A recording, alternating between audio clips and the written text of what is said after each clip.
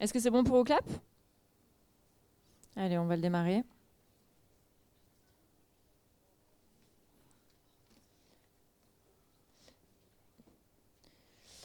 Du coup, dans une stratégie de lutte intégrée contre le mildiou, quel levier agro est le plus déterminant pour réduire la pression initiale du pathogène? Est-ce qu'on augmente le nombre de traitements cupriques précoces? Est-ce qu'on réduit la vigueur par maîtrise de la fertilisation azotée? Est-ce qu'on limite le couvert végétal? Est-ce qu'on favorise l'aération du microclimat par un effeuillage raisonné? C'est assez équilibré au niveau de vos réponses.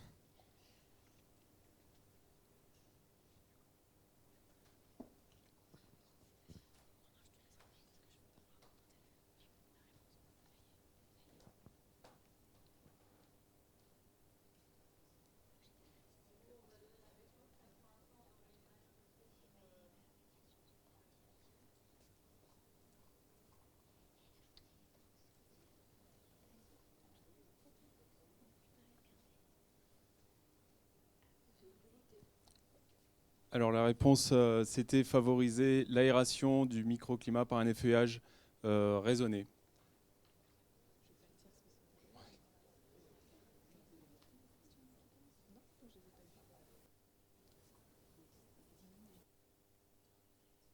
Ouais, vas-y. Alors, dans le contexte du VAR, quel impact du changement climatique influence le plus les stratégies durables de protection contre le mildiou? Allongement systématique des périodes humides, diminution de la fréquence des orages printaniers, plus grande variabilité interannuelle avec des années à risque ponctuellement très fortes et l'augmentation des températures nocturnes.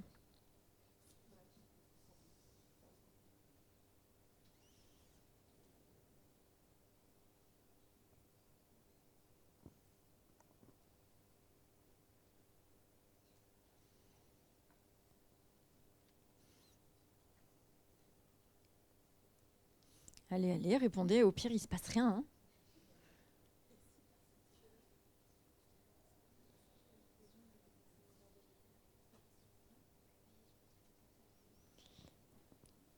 La réponse 3 semble être privilégiée. C'était la bonne réponse. Donc l'impact du changement climatique qui influence le plus les stratégies de protection, c'est la plus grande variabilité interannuelle, avec des années à risque qui peuvent être très fortes ponctuellement, en tout cas quelque chose qui n'est pas reproductible d'année en année. Ensuite, quelle pratique permet de réduire l'IFT cuivre tout en maintenant une protection efficace dans un itinéraire durable? On peut réduire l'IFT cuivre et maintenir une protection efficace. Qu'est-ce qu'on a comme levier? Fractionner les doses cupriques à très faible dose après chaque pluie. Introduire des stimulateurs de défense naturels. Utiliser exclusivement des formulations liquides. Ou avancer systématiquement les dates d'application.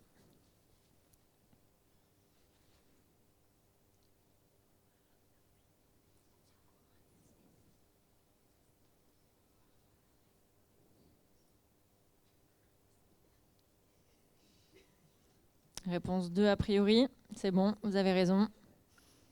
On introduit un deuxième levier que le cuivre. Quel est selon vous le principal défi agro ou socio-économique lié à l'intégration de variétés résistantes au mildiou dans le vignoble du Var? Réponse libre. Ça va faire du popcorn avec des mots-clés comme tout à l'heure. Donc on a le goût du vin, le prix des plants,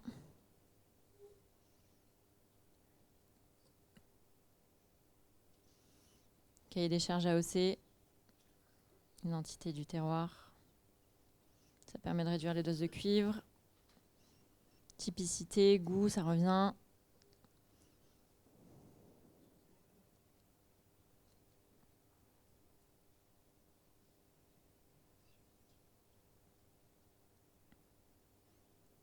Efficacité, ouais. Donc on a une notion de goût, de typicité du produit fini.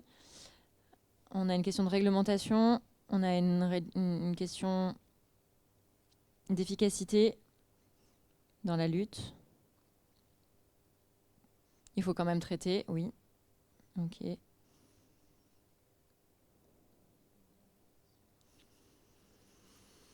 dernière question. Avez-vous déjà utilisé une solution de biocontrôle en viticulture?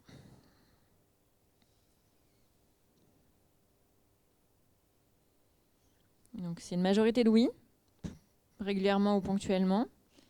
A priori, tout le monde a au moins une fois utilisé du biocontrôle.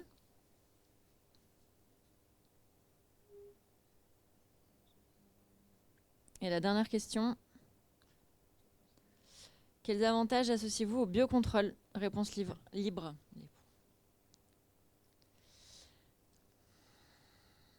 Les biocontrôles vous permettent de réduire vos IFT.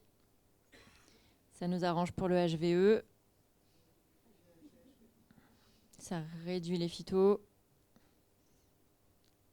C'est moins toxique pour l'applicateur, pour l'environnement. Pas de résidus.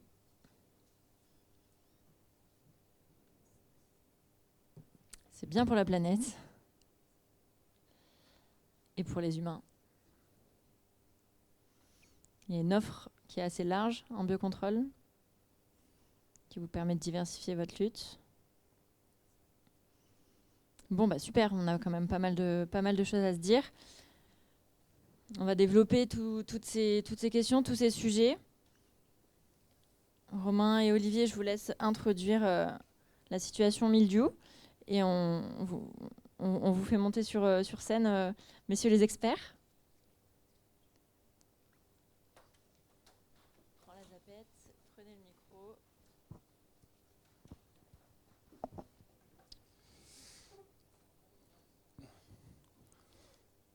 Donc voilà, on va refaire un petit peu un état des lieux sur le mildiou parce que l'année 2025 a encore une nouvelle fois fragilisé notre vignoble.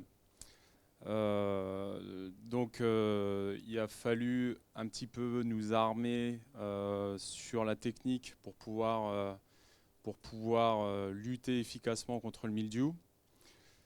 Certaines exploitations, certaines parcelles ont été plus ou moins impactées. Donc il semblait important de faire un peu le point aujourd'hui sur cette thématique. Donc je vais vous présenter dans un premier temps un petit peu le réseau de parcelles, de la Chambre d'agriculture. Ensuite, je ferai un bilan sur le cycle du mildiou rapidement. Olivier Thévenot, mon collègue, il prendra la parole pour présenter le bilan météo de ces dernières années dans le Var afin de comprendre un petit peu la dynamique du mildiou et d'identifier les facteurs climatiques qui favorisent son apparition. Et ensuite, je laisserai la parole à monsieur Laurent Delière, ingénieur de l'INRAE, qui nous présentera un petit peu le cycle du mildiou plus en détail, la gestion de l'inoculum primaire, et puis il nous parlera aussi des variétés résistantes. Monsieur Xavier Burguin, ingénieur à l'IFV, lui nous présentera plutôt les modèles de prévision, les OAD, et puis l'analyse de risque, et puis les capteurs de spores aériennes. Voilà. Et Audrey nous présentera pour terminer donc les résultats des essais sur les biocontrôles qu'on a effectués dans le Var ces dernières années. Donc voilà, le réseau de parcelles de la Chambre d'agriculture, c'est plus de 200 parcelles qui sont réparties sur l'ensemble du territoire du Var. 36 parcelles alimentent le bulletin de santé du végétal, dont notamment quelques parcelles qui sont des témoins nature, c'est-à-dire qu'elles ne subissent aucun traitement et permettent en fait de mesurer en tant que témoin l'évolution des parasites. La Chambre d'agriculture a aussi des parcelles sur des projets expérimentaux, que ce soit nationaux ou régionaux, tels que l'Arrêt de Vie ou Biovimed. On travaille aussi avec des collectifs de viticulteurs, notamment par les groupes Défi et les groupes 30 000. On réalise aussi des accompagnements techniques. Alors les accompagnements techniques, c'est surtout sur des prestations individualisées. On fait du suivi de parcelles en saison. Ça nous permet aussi de suivre semaine après semaine sur ces exploitations la pression parasitaire. On fait aussi des diagnostics hors saison. Et on fait aussi de la démarche environnementale à travers les certifications HVE, les conversions en agriculture biologique ou même en maintien en agriculture biologique. Donc par rapport au cycle du mildiou, alors je ne vais pas trop m'étaler dessus, mais rapidement, c'est pour avoir un petit peu un peu de bilan météo, enfin, qui va suivre, ça nous permet de mieux comprendre. Donc le mildiou, donc c'est un chromiste. Sa conservation hivernale, elle va se faire donc dans les feuilles qui seront tombées au sol pendant l'automne. Les pluies hivernales, elles vont être très favorables à la maturation et à la conservation des oospores. La maturation des œufs va dépendre directement de l'importance des pluies qu'on a d'octobre à janvier. Et les hivers doux et pluvieux favorisent une maturation précoce. Olivier vous en parlera avec un peu plus de détails par rapport à ça, mais ça, c'est un point qui reste très important. Les contaminations primaires, elles vont s'établir avec des températures qui vont être supérieures à 11 degrés, des pluies supérieures à 10 mm. Cela reste un petit peu une théorie puisqu'on se rend compte que sur les sols argileux, lourds ou qui sont mal drainés avec des eaux stagnantes, on se rend compte que quelques millimètres de pluie suffisent à déclencher des contaminations primaires. Et bien sûr, il faut une présence de végétation. Par rapport aux contaminations secondaires, on va avoir besoin de températures supérieures à 11 degrés. Une pluie ou juste ou de la rosée suffisent à enclencher un cycle de contamination. Alors bien sûr, ces durées d'incubation dans le végétal, elles vont être assez variables, mais ce qu'il faut se dire, c'est que plus il va faire chaud, plus la durée d'incubation va être courte. Donc en règle générale, ça se situe entre 4 et 14 jours. Nous, en établi en saison, ça va être de l'ordre de plutôt 7 jours. Donc ça, c'est un graphique qui est très démonstratif en fonction. En bas, vous avez les années de 2018 à 2025.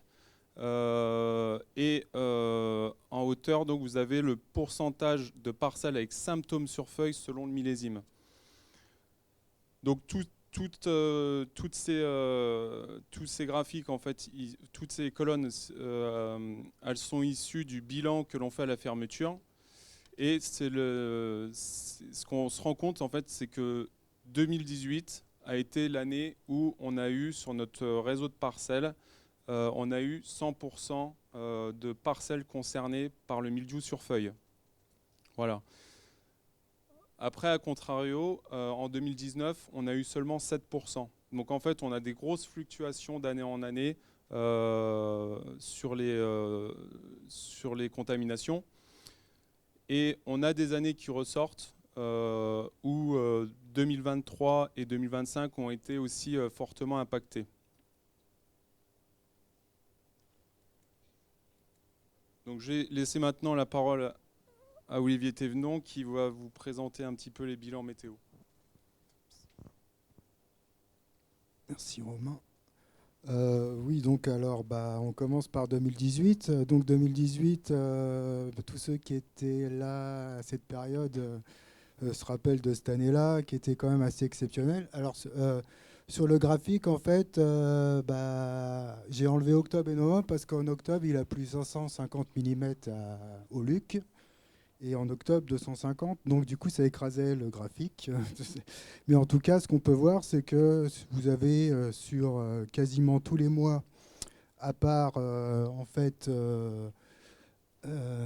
part le mois de février, vous avez, à part le mois de janvier, en fait, vous avez tous les mois où les précipitations sont supérieures à la normale, avec un mois de janvier exceptionnel au niveau des températures.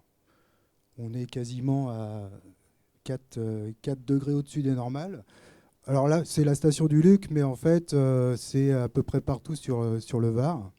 Et donc, en fait, cette année-là, elle était catastrophique. Vous avez le nombre de jours de pluie.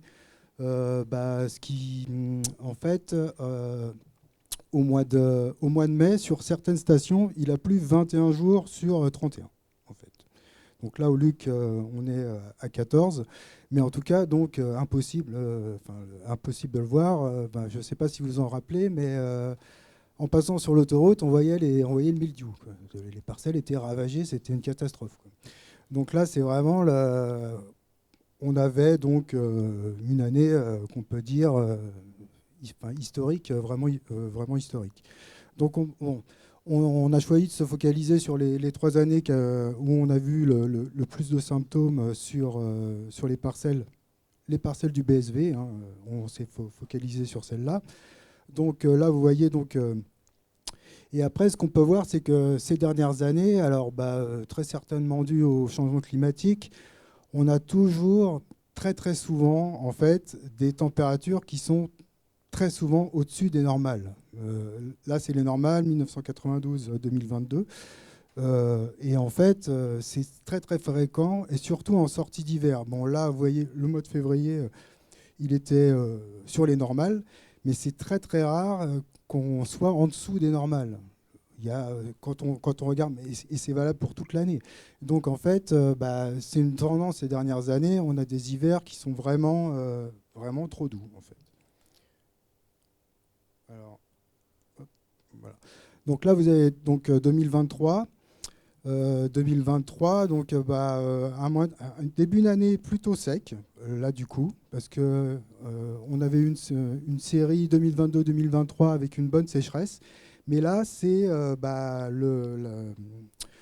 fin de printemps, mai-juin, où vous avez en mai quasiment 3 fois plus de pluie que la normale, et en juin également. Donc là, derrière, en plus avec des températures à partir de juin, c'est qu'en plus d'avoir des hivers doux, on a aussi des étés vraiment très, très, très, très chauds. Alors, c'est sûr qu'au mois de juillet, quand on atteint les 40 degrés souvent, le mildiou, il n'aime pas ça, hein, ça forcément. Au bout d'un certain moment, c'est pas du tout favorable. Mais en tout cas, son installation précoce fait que il va se stabiliser et rester très longtemps. Donc là, vous voyez, donc, c'est pareil, hein, c'est la station du Luc.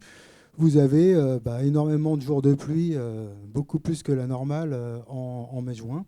Et donc des conditions hyper favorables, parce que là, derrière, c'est surtout les contaminations secondaires.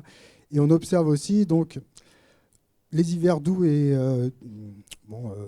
les hivers doux vont favoriser aussi une autre chose importante, c'est des dates de débourrement très très précoces.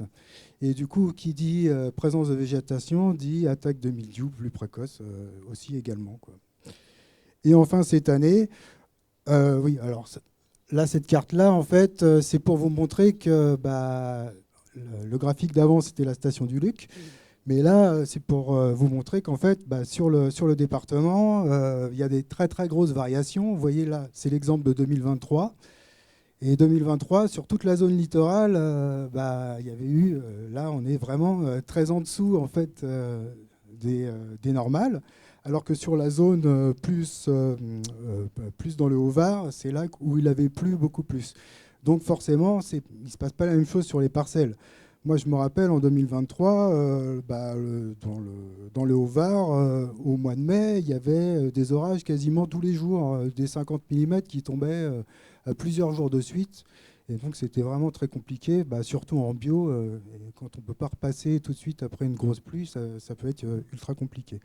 Mais donc, bien voir que ce n'est pas linéaire, en fait. Il y a des grosses différences suivant l'endroit où on se situe. Et donc, alors cette année, on peut dire que ça a été très explosif en mai-juin. Il y a eu le premier foyer primaire qu'on a trouvé à Lalonde le 15 avril, donc c'est vraiment très très tôt. C'était quasiment un mois avant l'année d'avant, Donc là, c'était, on peut dire, vraiment très très tôt. Et aussi, donc, là, vous voyez, au mois de mars, 4 fois plus de pluie que la normale. Bon, là, des fois, quand ça n'a pas débourré, c'est pas trop gênant. Mais ensuite, des pluies continuent et en mois de mai aussi. Donc, on sait qu'en climat méditerranéen, les pluies ont surtout lieu à l'automne et au printemps, mais au printemps, c'est quand même beaucoup moins. Et là, on a parfois des années où on a autant de pluie au printemps qu'en automne. Donc déjà, ça ne recharge pas bien les nappes, parce qu'il y a beaucoup de choses qui partent à la mer directement. Et ensuite, des conditions ultra favorables, parce que là, au mois de juin, on est en pleine végétation, ou en mai, même fin mai. Donc là, du coup, il peut y avoir des repiquages très très importants. Alors, ce qui nous a... Après, on peut pas du tout comparer 2025. On peut pas trop dire que 2025 était une année ultra compliquée, parce qu'on a eu un mois de juin ultra sec. Vous voyez, zéro. Il y a eu zéro en juin, quoi. Et ensuite, en plus, une grosse canicule en même temps. Donc, même sur les parcelles très impactées, ça a quand même bien calmé. Voilà. Et là, vous pouvez voir que là, cette année, c'était l'inverse, en fait. C'était plutôt la bordure littorale qui était, par rapport à la normale, qui était plus impactée. Donc, il y a des très grandes variabilités. Et alors donc, donc il y a plusieurs facteurs qui vont se cumuler d'année en année. On peut voir que la pluviométrie élevée en début de cycle, c'est sûr que c'est ultra favorisant. Et surtout, comme je l'ai dit avant, la période, par exemple en mai, avril-mai, ou mars, vous avez des conditions assez favorables. Et des hivers pas assez longs et pas assez froids, ça va faire démarrer la végétation beaucoup plus tôt et ça va favoriser le cycle. La phéno, voilà. Et après, donc il ne faut pas oublier qu'aussi, en fait, en Provence, on a quand même une particularité, c'est qu'il y a énormément de grenache. Et le grenache, on peut dire que c'est quand même un cépage qui est ultra sensible au mildiou. Donc c'est sûr que c'est pas très... Enfin, nous, on le voit, toutes les parcelles qui décrochent, c'est très souvent des grenaches. Moi, je ne parle pas des cépages qui ne devraient pas être ici, mais voilà. Quoi, ils ne devraient pas. On les a mis quand même. Voilà.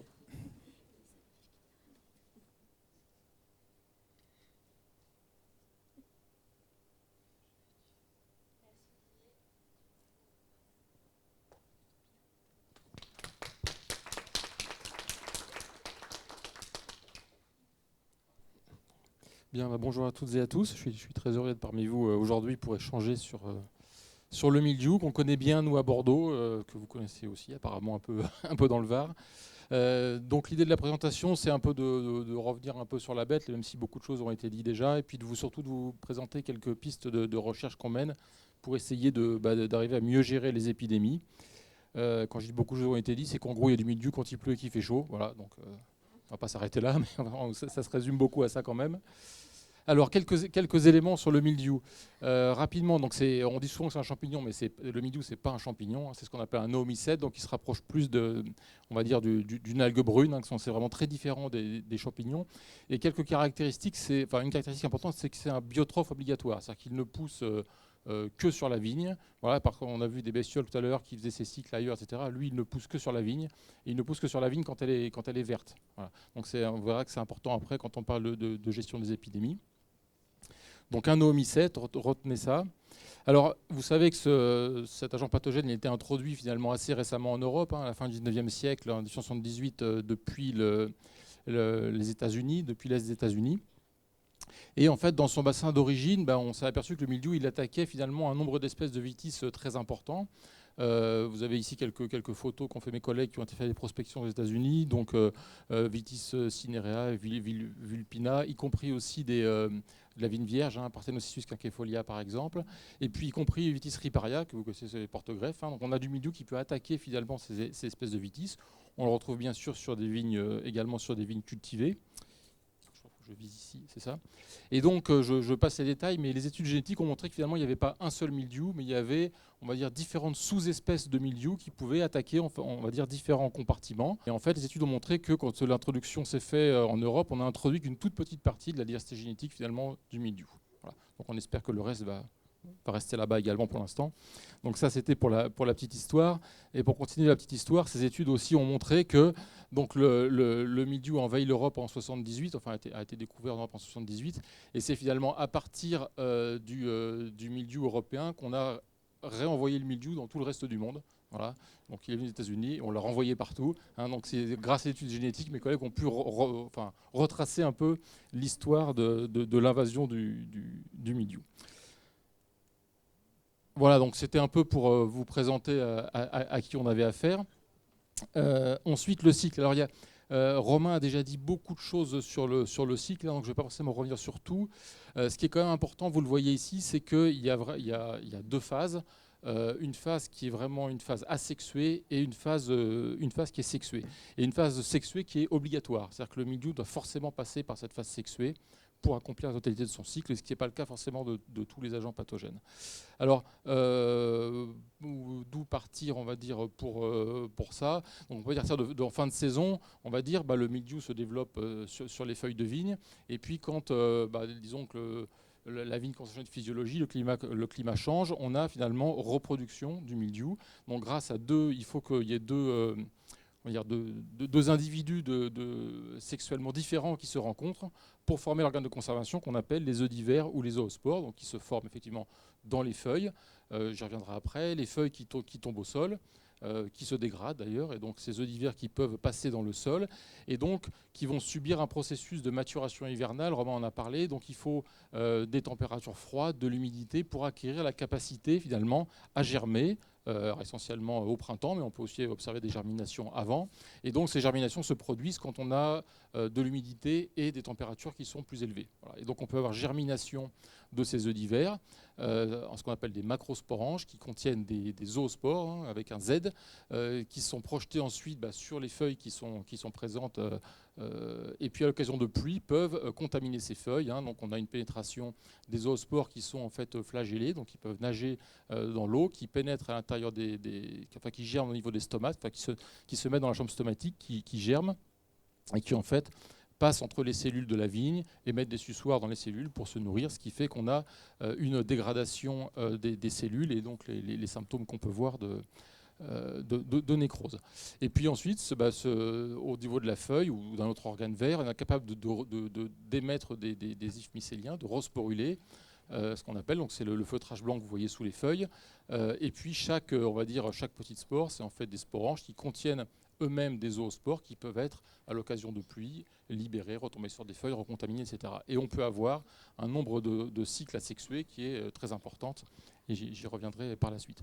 Donc retenez, voilà, c'est vraiment une reproduction sexuée obligatoire qui entraîne d'ailleurs un brassage génétique important. Voilà, ça c'est aussi une caractéristique.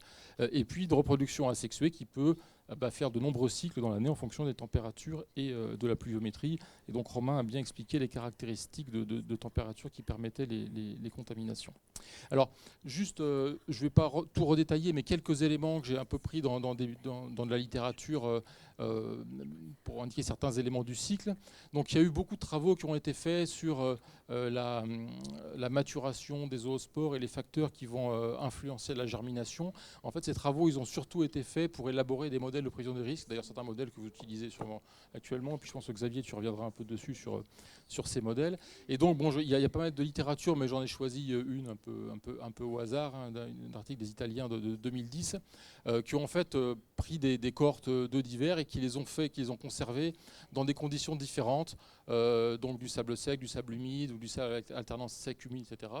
Ou des conditions de vignoble, et qui ont montré, je vais vite, on n'a pas trop le temps pour les détails, mais qui ont montré que finalement, quand on a des températures basses, on va dire hivernales, ça va prolonger finalement la durée de germination des oospores, sachant qu'il faut comme des températures hautes pour faire germer les oospores, et puis qu'évidemment la disponibilité en eau, c'est-à-dire que les sols plus humides, permettaient d'augmenter le taux de germination des oospores.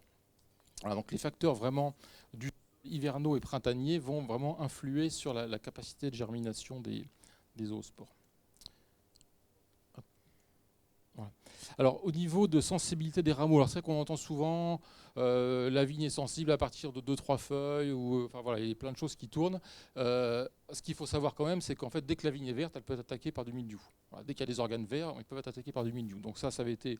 Voilà, c'est des Américains, c'est assez vieux d'ailleurs, 2007, qui ont fait des contaminations artificielles à différents stades. Vous voyez l'éclatement du bourgeon jusqu'à quelques feuilles. Et ils ont montré que finalement, à n'importe quel stade, on était en capacité de contaminer. Donc dès qu'il y a des organes verts, ils peuvent être contaminés par le mildiou. Alors après, évidemment, si on a 10 feuilles, la surface de feuilles n'est pas la même que si on a un petit bourgeon qui éclate, quoi. Voilà, donc la probabilité de se prendre un spore de mildiou est différente, mais potentiellement, on peut avoir des attaques très précoces, et nous, on l'a vu en 2024 à nos dépens à Bordeaux, qu'on a eu des attaques extrêmement précoces de mildiou à des stades où il n'y avait vraiment pas grand-chose de poussé, qui ont fait des dégâts qui étaient plus que conséquents.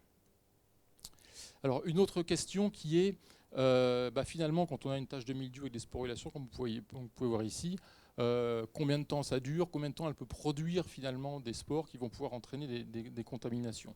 Donc là aussi, il y a eu pas mal de travaux qui ont été faits. Je vous ai sélectionné un résultat en fait, qui montre que ce n'est pas tellement l'âge de la lésion qui compte, c'est surtout le nombre de fois où finalement elle va être amenée à resporuler.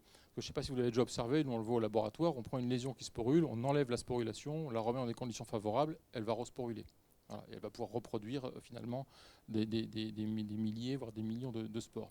Et donc le résultat de ce travail ont montré que finalement c'était le nombre d'événements de sporulation qui diminuait, c'est-à-dire que si on faisait resporuler très souvent une tâche, elle finissait par s'épuiser et par nécroser.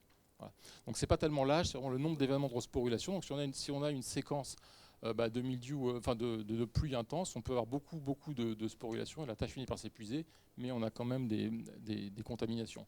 Alors c'est vrai que dans cet article, il n'y a pas aussi, je pense que vous l'avez peut-être observé, des températures quand même qui parfois, des températures très élevées, peuvent assécher quand même les tâches de mildiou, mais souvent on peut quand même revoir des sporulations en pourtour qui peuvent arriver. Alors, au niveau de la réceptivité des grappes, donc effectivement, je pense que vous le connaissez, hein, globalement, les organes verts sont réceptifs, mais les grappes sont très réceptives, on va dire, avant au niveau inflorescence. Hein, si on contamine une grappe, une inflorescence, elle est détruite. Hein, c'est les symptômes de rot-gris que vous voyez. Et puis après, elle est sensible souvent à la floraison, à la nouaison, ou quand les baies sont assez petites. Voilà. Et après, globalement, la réceptivité, elle diminue parce qu'on a aussi le nombre de stomates qui diminue, donc on peut moins facilement les infecter. Donc c'est par contre là qu'on voit le symptôme de rot brun. Mais néanmoins, il y a des auteurs qui ont montré que ça pouvait être, la période de réceptivité pouvait être variable, notamment selon la durée de la floraison. C'est-à-dire que si la floraison s'étalait un peu, était très longue, on pouvait avoir quand même une période de réceptivité qui était assez allongée et avoir des réceptivités plus tardives. Mais c'est effectivement, vous le savez, la période vraiment qui est cruciale à protéger, c'est la période nouaison, grain de plomb, jusqu'à grain de pois à peu près. Et ce qui est à peu près, c'est qu'après les durées d'incubation sur grappe sont plus longues, et souvent on voit apparaître des symptômes de rot brun pas mal de temps après les infections finalement qui ont eu lieu en post-floraison. Qu'est-ce que je vous ai prévu après ? Alors, il y a eu pas mal de travaux qui ont été faits il y a assez longtemps aussi sur finalement la contribution de l'inoculum primaire secondaire. Qu'est-ce qui vient finalement du sol et qu'est-ce qui peut se diffuser en termes secondaires. Donc c'est des travaux quand même qui ont presque 20 ans maintenant, mais qui étaient assez intéressants. Et puis je pense que Xavier pourra mettre un peu ça à jour avec les nouveaux travaux qui sont faits. Donc c'est des travaux qui ont été faits grâce à des identifications moléculaires où on peut finalement identifier, voir si deux individus sont apparentés, en fait, si c'est des clones ou si c'est pas des clones. Voilà. Donc si c'est des clones, on part du principe que c'est de la reproduction asexuée, et si c'est pas des clones, par contre, on pense que c'est des individus qui viennent d'oospores différents. Et donc il y a des suivis qui ont été faits un peu dans différents vignobles. Hein, donc je passe dans les détails. Donc ici c'était à Bordeaux et en Champagne. Et finalement, quand on prend tous les symptômes, un échantillonnage important de symptômes d'une parcelle, on voit que la majorité des taches sont en fait des génotypes qui sont uniques, hein, alors que des minorités de taches sont retrouvées 2 à 5 fois et certains individus sont retrouvés plus de 10 fois. Voilà. Ce qui montre qu'en fait, quand on a des symptômes sur une parcelle, la majorité finalement des symptômes qu'on voit sont issus de contamination oosporique, et il y en a une petite partie qui est issue de repiquage. Donc on a finalement, ces travaux avaient montré à l'époque qu'on avait peut-être sous-estimé finalement les contaminations oosporiques en saison et qu'on pouvait avoir des contaminations oosporiques tout le long de la saison. Et donc dans la même veine, on a essayé de regarder un petit peu comment dire, la distance géographique d'infection. Et donc ce qu'on a pu voir, c'est que la plupart des infections finalement primaires, ils n'entraînent pas d'infection secondaire, c'est-à-dire qu'il y a beaucoup d'infections primaires qui finalement ne vont pas se disperser secondairement, et que la majorité des infections secondaires finalement se propagent de manière assez proche. C'est-à-dire que quand on a une tâche, finalement le gros des repiquages vont rester finalement proche de la tâche. Voilà. Une partie va quand même pouvoir être dispersée, mais la majorité va quand même rester locale. Donc ça, c'est des résultats qui sont assez anciens. Je pense que Xavier, tu pourras compléter largement maintenant avec des travaux qui sont faits sur la capture de spores et qui amènent des informations qui sont complémentaires par rapport à ces travaux. Voilà. Alors voilà un peu quelques éléments de biologie. Et donc, finalement, par rapport à ce cycle de l'agent pathogène, quelles sont les méthodes de lutte qu'on met en œuvre aujourd'hui ? Méthode de lutte, méthode de gestion, vous en avez déjà parlé. Donc on peut effectivement essayer de modifier un peu le microclimat de la plante. Donc on parlait des feuillages, d'aérer, etc. Donc le but c'est finalement de faire baisser l'hygrométrie, la pluie, c'est la durée d'humectation, etc. Donc on va modifier le microclimat. Majoritairement encore, on utilise quand même des intrants, donc que ce soit des intrants chimiques, des micro-organismes antagonistes, des bio-intrants, etc. Qu'on essaye de positionner au mieux à travers des modèles de prévision des risques, des réseaux, etc., qui vous ont expliqué, vous connaissez ça très bien. Et puis, il y a également possibilité de mobiliser les résistances de la vigne, alors soit en utilisant des SDP, des stimulateurs de défense des plantes, voilà, qui vont permettre de renforcer la défense des plantes, soit en utilisant des variétés résistantes, hein, j'en parlerai un peu après. Mais en fait, tous ces leviers, ils concernent, en fait, on agit que sur la phase asexuée, c'est-à-dire on agit sur la période végétative, où on va essayer finalement de prévenir les contaminations du mildiou sur les feuilles. Et on a complètement ignoré finalement les possibilités de gestion de cette phase hivernale. Et pourtant, théoriquement, c'est important parce que je vous ai dit que c'était un parasite obligatoire. Et donc, théoriquement, si on arrivait en hiver à éliminer totalement les œufs d'hiver de tout le mildiou de toute la France, on n'aurait plus de problème de mildiou. Bon, évidemment, c'est pas comme ça que ça se passe, mais on a décidé nous quand même dans la mesure où on avait quand même des solutions qui commençaient à être limitées par exemple de mildiou, de voir si on pouvait pas s'intéresser finalement à cette phase de sexuée qui était en même temps connue, mais en même temps on avait quand même pas mal de questions pour voir si on pouvait l'utiliser en termes de levier de gestion. Alors, qu'est-ce qu'on peut espérer les animations, hein, donc je vais essayer de toutes les passer. Ouais, sinon ça va être compliqué. Qu'est-ce qu'on peut espérer théoriquement un peu de cette phase sexuée ? Alors c'est théorique, hein, je vous préviens tout de suite. On peut essayer de limiter la reproduction sexuée, de faire, on le fait bien pour les tordeuses, on peut essayer de limiter la reproduction sexuée contre du mildiou au niveau des feuilles. On peut essayer d'agir sur, d'exporter finalement, d'enlever l'inoculum des parcelles. On peut essayer de limiter la germination, c'est-à-dire que même sur les œufs d'hiver, de voir si on peut pas stopper la germination ou au moins la limiter. Voire une fois qu'on a des contaminations, essayer de limiter ces contaminations primaires, de faire que même s'il y a germination, on n'ait pas de contamination primaire sur la feuille. Donc c'est quatre cibles potentielles qu'on peut essayer d'explorer en termes de recherche. Donc c'est intéressant parce que c'est des nouvelles cibles d'intervention qui sont en plus hors saison de la culture. Donc ça c'est quand même intéressant.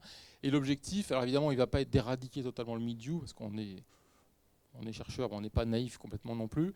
Mais l'idée c'est vraiment de voir si on ne peut pas baisser la pression épidémique finalement pour pouvoir renforcer l'efficacité de méthodes qui seraient à efficacité partielle ou moins importante. Et notamment ce qui serait intéressant c'est de limiter finalement les années qui nous embêtent. Alors vous c'était 2023-2018 si j'ai bien compris. Nous, c'en est d'autres. Si on ne peut pas finalement essayer de limiter quand même les contaminations dans ces années qui nous embêtent. Et puis, il y a aussi un intérêt, mais ça, je verrai si j'ai le temps d'en parler, de ralentir l'émergence de souches contournantes pour les variétés résistantes. Alors, quelles sont les questions qu'on se pose ? On s'est posé plein de questions, voilà, et puis on a commencé à essayer d'y répondre. Donc, comment se forme l'inoculum ? Quelle est finalement sa dynamique de formation au cours de la saison ?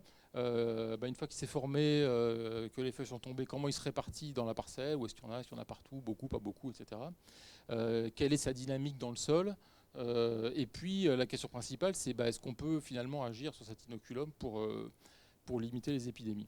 Alors je ne vais pas répondre à toutes les questions, et puis en plus je vous en mettrai d'autres après, mais je vais vous expliquer un peu où on en est et quels travaux on mène pour essayer d'avancer sur ces connaissances. Alors on a commencé à s'intéresser à faire des suivis de mildiou après les vendanges. Voilà, parce qu'effectivement, on fait souvent le suivi de mildiou pendant la saison, puis après on va vendanger, on fait le vin, puis on s'arrête. Et en fait, le mildiou, lui, il ne s'arrête pas, il continue de progresser sur le feuillage, et c'est ce qu'on a pu... Alors depuis 1 ou 2 ans, ce qu'on commence à observer, c'est pas forcément très facile parce que les feuilles elles tombent, etc. Mais on a pu noter ce qu'on voyait déjà, ce que vous avez sûrement vu aussi, c'est que lui, le mildiou, après vendange, il continue. Voilà. Et on peut avoir très bien une situation totalement saine à la récolte, qu'on a 0 mildiou, et puis quand on revient 1 mois plus tard, on a plein de mildiou sur les feuilles. Et c'est là que se constitue aussi le stock d'inoculum, parce qu'on essaye de suivre aussi la formation des zoospores, même si c'est un petit peu difficile. Et on voit que courant septembre, les zoospores commencent à arriver finalement dans les feuilles de mildiou et envahissent le feuillage. Et c'est vraiment là que le stock d'inoculum se constitue, même si la situation était saine. Donc on peut avoir une année sans mildiou et pourtant de l'inoculum dans sa parcelle. Alors après, on a voulu voir un peu où était l'inoculum dans le sol. Alors là, il a d'abord fallu qu'on mette en place des méthodologies, parce qu'en fait, on ne savait pas faire. Donc on a des méthodologies qu'on a d'ailleurs pompées chez nos collègues de Génosol à Dijon, donc pour essayer, une méthodologie plutôt moléculaire, où on a essayé d'identifier de l'ADN finalement de mildiou dans le sol. Donc on prend du sol, tout un système de tamisage, etc. Enfin, je passe, extraction d'ADN, et après on peut identifier finalement de l'ADN de mildiou dans le sol. Donc on a également pris une méthodologie plutôt de biotest, c'est-à-dire qu'on prend de la terre, on la met dans de l'eau et puis on met des feuilles de mildiou pour voir si elles sont contaminées. Donc là ça nous donne vraiment de l'ADN. Et puis le biotest, il nous donne la possibilité que les œufs qui sont dans le sol infectent les feuilles. Donc voilà, on a pris une parcelle, on a fait une petite parcelle, parce que ça fait 18 rangs sur 77, donc c'est pas très grand. Et puis on a fait plein de prélèvements de terre pour regarder où était le mildiou, avec une grille régulière. Et donc, ce qu'on a vu globalement, c'est qu'il y a du mildiou un peu partout. Voilà. Il n'y en a quasiment pas on n'a pas de zone, on n'a pas trouvé d'ADN de mildiou. Et on a des zones où il y en a plus, il y a quelques agrégations, mais globalement, c'est quand même relativement bien réparti sur la parcelle. Donc ça veut dire, ça nous a un peu surpris, parce qu'on ne prend pas quand même des kilos de sol, on prend quelques grammes. Donc ça veut dire qu'il y a quand même beaucoup de mildiou dans le sol des parcelles. Alors on est à Bordeaux, on a du mildiou, voilà, mais il y a quand même beaucoup de mildiou dans le sol. Alors après, on a essayé de regarder, parce que là, on a fait une grille comme ça, mais on a fait aussi des sous-échantillonnages sur des zones plus faibles.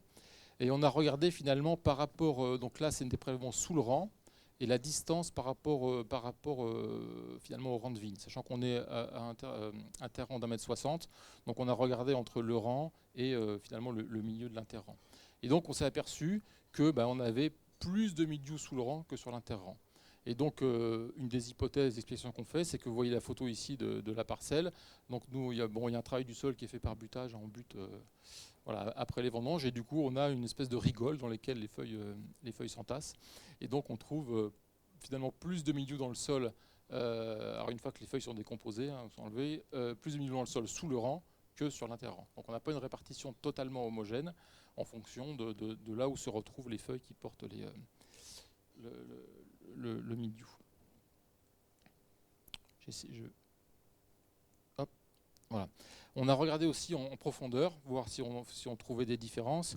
Et je passe vite, mais globalement, la majorité du mildiou qu'on retrouve est plutôt dans la partie 0,10, dès qu'on va en profondeur finalement. Donc c'est la partie qui est globalement travaillée.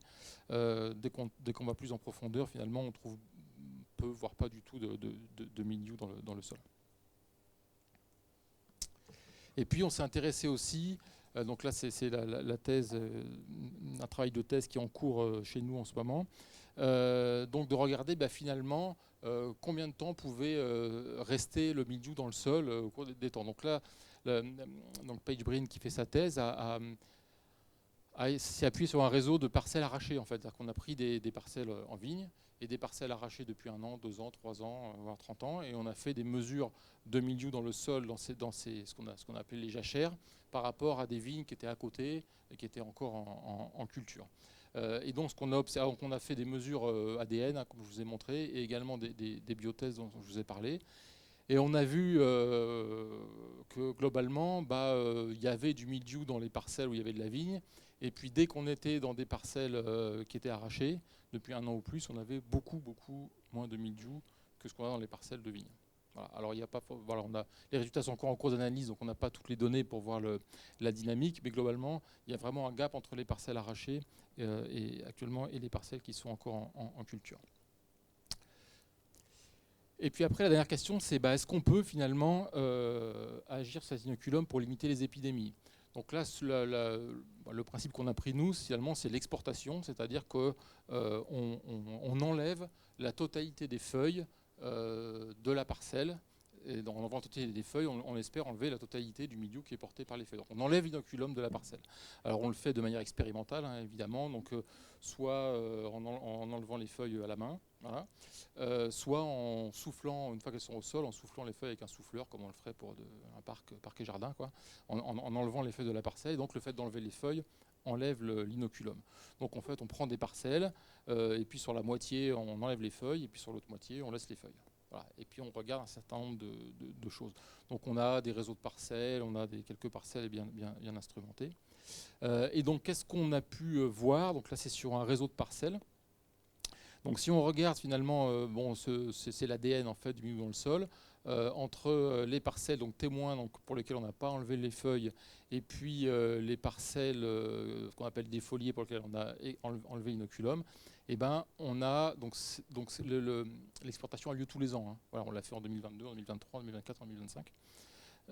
Donc on a beaucoup moins de mildiou dans les parcelles où on a enlevé les feuilles, où on a enlevé l'inoculum, que là où on n'a pas enlevé l'inoculum. Bon, c'était attendu, mais enfin, il fallait encore le démontrer. Donc moins d'ADN dans le sol. Et puis sur ces parcelles, ce qui est important quand même, c'est est-ce qu'au final, on a moins de mildiou sur nos feuilles ? Parce que bon, c'est bien, le sol, c'est bien, mais ce qui est important, c'est quand même sur les feuilles. Alors là, expérimentalement, c'est plus compliqué. Je ne vous cache pas que c'est plus compliqué à regarder, parce que les parcelles, parfois, sont traitées, donc c'est pas facile de voir, etc. On a eu la chance, enfin je ne sais pas si je peux appeler ça, on va dire pour un chercheur c'est la chance, pour un viticulteur c'était quoi la chance quand même, d'avoir une contamination primaire extrêmement forte en 2024, extrêmement précoce. Voilà. En gros, pour vous résumer, sur une parcelle, le 8 avril, on a une contamination primaire. 3 semaines après, tous les feuilles étaient touchées, tous les cèpes étaient touchés de plusieurs taches par cèpe. Donc une contamination extrêmement forte. Et là, on a pu avoir du coup un résultat qui était quand même intéressant.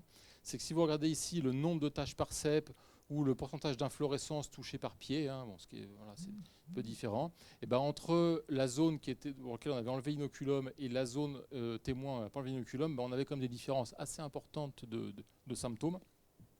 Alors évidemment, la zone où on n'a pas d'inoculum, c'était pas 0, hein, on est bien d'accord, mais il y avait quasiment 50% de réduction de symptômes sur ces parcelles. Alors on a eu ce résultat qu'une année, parce que les conditions étaient favorables, mais ça nous conforte quand même dans l'hypothèse qu'on peut quand même potentiellement agir sur cet inoculum pour limiter, on va dire, au moins l'initiation des épidémies de mildiou. Alors évidemment, on se pose encore plein de questions et on a plein de travaux qui sont en cours dans le cadre de différents projets. Donc la question, est-ce qu'on peut limiter la formation des organes de conservation ? Donc est-ce qu'on peut faire des traitements ? Pourquoi pas des traitements qui pourraient limiter ça ? J'ai des collègues qui recherchent à savoir les hormones de signalisation entre les deux types sexuels d'agents pathogènes, voir si on ne peut pas finalement faire de la confusion sexuelle pour les maladies. Donc il y a des travaux de recherche qui sont faits là-dessus. Donc on travaille aussi, on voit que les feuilles, je vous ai dit, on les enlève à la main ou on souffle. Bon, on sait que c'est pas du tout envisageable, donc on a des travaux aussi qui sont faits voir si on peut pas mécaniser ces opérations ou si on peut pas utiliser des produits finalement qui permettent de défolier la vigne, comme ça peut se faire dans d'autres cultures, hein. Donc on a des travaux également là-dessus. On a des travaux sur finalement l'effet de la gestion du sol sur la dynamique des contaminations primaires, donc ça j'en ai pas parlé, mais l'effet du travail du sol, est-ce qu'on peut pas avoir des effets barrières finalement entre le sol et la plante, les couverts végétaux ou d'autres types de gestion du sol pour voir si on ne peut pas limiter ces contaminations primaires.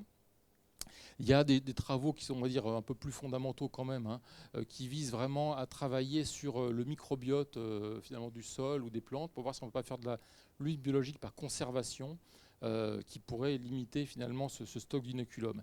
Et puis évidemment, on sait très bien que ces méthodes-là ne suffiront pas à elles toutes seules et qu'il faudra les combiner finalement à d'autres méthodes.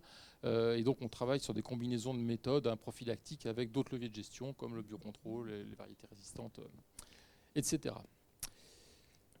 Voilà, évidemment, c'est moi qui présente, mais c'est un gros travail. Donc il y a plein de gens qui travaillent sur ce sujet-là, hein, plein de collègues de Bordeaux, dont Xavier qui est ici présent. Une petite séquence de questions maintenant ? Ok, ça marche.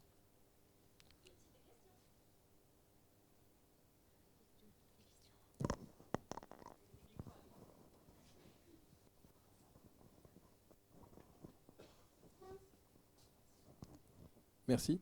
Vous l'avez survolé, mais concernant le travail du sol, c'est vrai qu'on entend beaucoup de choses en disant que remuer la terre, ça fait remonter les spores, etc. Et question un peu corrélative concernant la présence de l'enherbement, notre fameux enherbement de tout à l'heure. Est-ce qu'il peut contribuer justement à une aggravation de la propagation dans la mesure où on a des éléments végétaux qui viennent monter dans l'interrang et donc faire parfois ce qu'on appelle des échelles à mildiou? Alors, j'ai pas la réponse, objectivement. Par contre, alors pour ce qui est des couverts végétaux, il y a des travaux quand même dessus encore. Enfin, il y a des travaux en cours, hein, mais on n'a pas les résultats. Après, il y a deux types de facteurs. C'est-à-dire qu'on peut imaginer quand même qu'il y a un effet barrière entre effectivement. Alors après, ça peut dépendre des traits, des plantes, etc. Mais on peut avoir un effet barrière, c'est ce qu'on essaie d'explorer. Mais l'enherbement, s'il monte haut, on a aussi un effet microclimatique, c'est-à-dire qu'on va favoriser l'humidité, etc. Donc il y a des effets positifs et des effets négatifs. Donc c'est difficile de dire aujourd'hui l'enherbement favorise ou favorise pas. Enfin, on peut avoir des observations, mais personne ne peut répondre. Pour le travail du sol, je sais pas, moi tu connais des choses. Moi je connais, c'est des hypothèses aussi, c'est qu'effectivement de brasser le sol, ça fait remonter l'inoculum, ça peut même faire projeter des spores. Mais il n'y a pas aujourd'hui de résultats propres qui le montrent. Il y a peut-être des observations de chacun, mais il n'y a pas de résultats propres. Enfin, je ne connais pas de résultats propres là-dessus.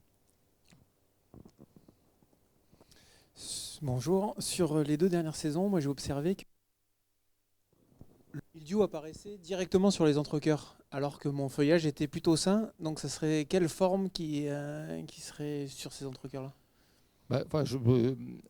Il y a pas, le mildiou, il peut apparaître n'importe où. C'est-à-dire que nous, on en voit aussi régulièrement sur les rameaux. Hein, voilà. Les entrecœurs, les feuilles des entrecœurs, c'est ça? Ouais.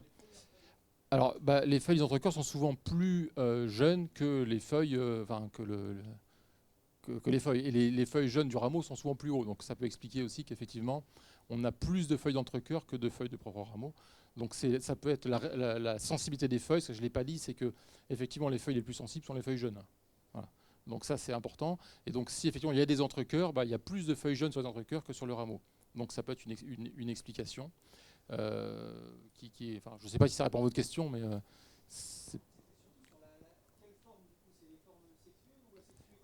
aujourd'hui, on ne sait pas différencier finalement. On sait pas quand on a une tache de mildiou, on ne sait pas dire si elle vient d'un ospore ou si elle vient d'autre chose. C'est impossible à dire. Voilà. Donc, ça peut être les deux.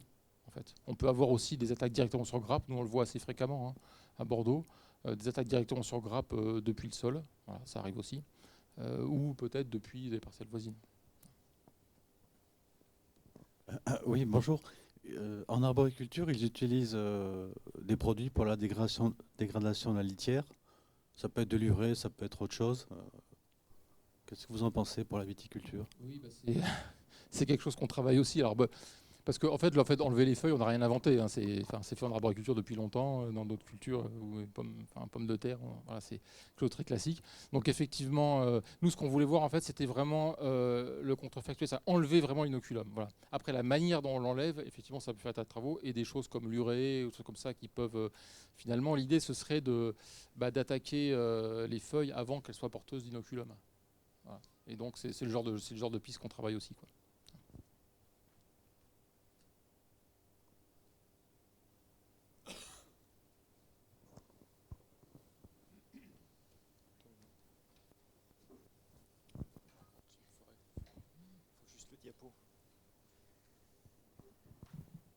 Donc bonjour à tous, moi Xavier Burguin, donc je suis ingénieur à l'IFV, donc l'IFV Nouvelle-Aquitaine, hein, mais je suis, j'ai aussi unité de lieu dans les locaux de l'INRAE UMR-SAV avec Laurent Delière. Et donc je vais vous présenter des travaux qu'on a aussi en commun au sein d'une unité mixte et technologique, hein, qui s'appelle Seven. Voilà. Donc, donc l'idée, c'était de faire un point sur les indicateurs de risque, hein, notamment aussi des perspectives dans les indicateurs de risque, hein, pour lutter contre le mildiou. Donc ce qu'on peut voir, donc là, c'est très propre à ce qui peut se passer en Nouvelle-Aquitaine, hein, mais c'est qu'il n'y a pas forcément de relation entre l'IFT, hein, les nombres de traitements et les dégâts qu'on peut observer au vignoble. Donc ici, par exemple, sur cet axe, hein, on a les dégâts sur grappe, hein, et on peut voir qu'on n'a pas forcément de relation entre les produits qui sont appliqués, hein, et les dégâts. Ça s'explique aussi par le fait qu'en fait, on traite en préventif, hein, très souvent. Donc on va avoir une grosse importance, hein, des indicateurs de risque, hein, dans notre prise de décision, et sur le fait de faire ou non des renouvellements, de débuter les applications, et ça va beaucoup jouer, hein, sur les quantités de produits utilisés. Hop, pardon. Donc, si on regarde les éléments qui peuvent favoriser les épidémies, donc là, ici, on a un peu le triangle de l'épidémie, hein, donc le développement de la maladie va se jouer en fonction de l'hôte, hein, la vigne, hein. L'environnement, donc qui va être surtout le climat, hein, tout ce qui va être la température, l'humidité, la pluviométrie, qui vont être favorables, hein, à ce qui est des contaminations. Et un paramètre qu'on maîtrise peu en général, hein, c'est le pathogène, hein. Donc on voit qu'on commence à mesurer l'inoculum dans les sols, hein, c'est assez nouveau. Je vous présenterai également les travaux qu'on a sur la mesure dans l'air des pathogènes. Et voilà, c'était pour l'instant un point qu'on avait peu exploré. En fait, on se basait beaucoup, hein, sur l'environnement et l'hôte, hein, sans forcément savoir si le mildiou était vraiment présent dans l'air.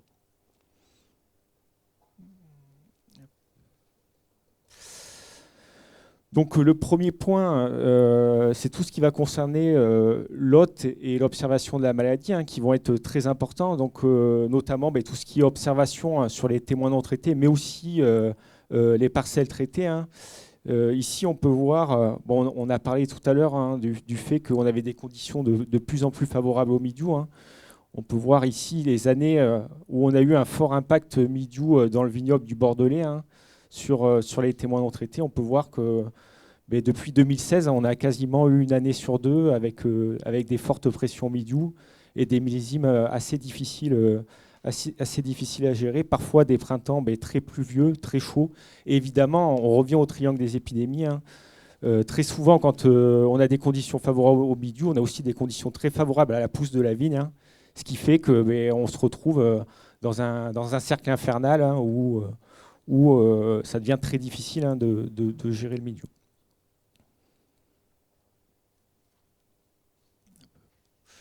Pardon. De revenir. Donc pourquoi observer ces parcelles, hein? Donc, nous, ce qu'on conseille, c'est de quand même observer assez régulièrement ces îlots de production, hein, donc, et si possible, hein, de partager, hein. Donc je dirais qu'il y a l'observation à l'échelle locale, hein, sur vos parcelles, mais ce qui peut être intéressant, c'est aussi de participer à des collectifs pour partager les informations, comme le BSV par exemple. Donc observer sur un témoin non traité, ça peut être intéressant, ou sur une parcelle, chez vous, sur un petit bout de parcelle que vous ne traitez pas sur des flux de saison, ça peut être intéressant pour capter, est-ce que mes parcelles sont sensibles au milieu, est-ce que je suis sujet à des secteurs historiques. Donc ça peut permettre de mieux connaître son parcellaire et de savoir les endroits où il ne faut pas se louper également sur le départ des traitements. Donc ça permet aussi de mieux connaître, évidemment, d'observer régulièrement le stade phénologique pour identifier la sensibilité de la vigne. Laurent en a parlé tout à l'heure. C'est très important de bien suivre le stade pointe verte, où on a un début de sensibilité, mais aussi de suivre les phases vraiment très sensibles de la vigne, comme la floraison et la nouaison.